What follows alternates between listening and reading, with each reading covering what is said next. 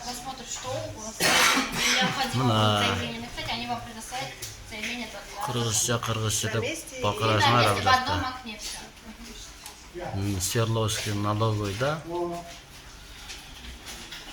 орусча бүт баары. Кыргыз.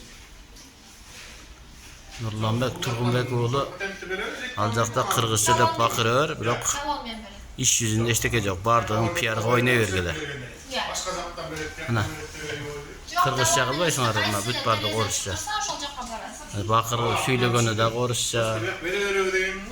Терезесинде жазылып турганы да орусча.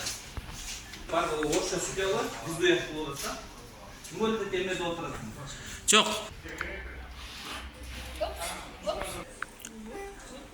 Мына кыргызча деп бакырасыңар, иш жүзүндө эчтекеңер жок. Бүт бардыгы орусча. Кагарың мисалга керек болсо могул жерге койгон.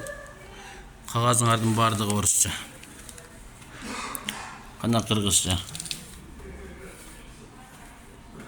Кыргызча мындай бул үчүн да рахмат бирок. Калган бардыгы мен орусча билбесем, ишим бүтпөйт бул жерде. Мына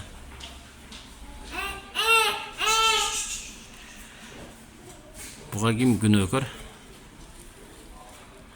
Ушул жердин жетекчиси же Ош налоговыйдын жетекчиси күнөөкөрбү?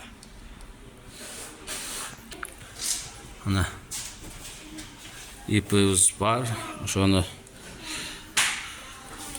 базарда иштейт элек, базардан производствого өткөзүп коелу деп келсек, өчүрөт. Өчүрөттөн дагы аябай көп өчүрөт. Ошо кыргызча жок, бүт орусча.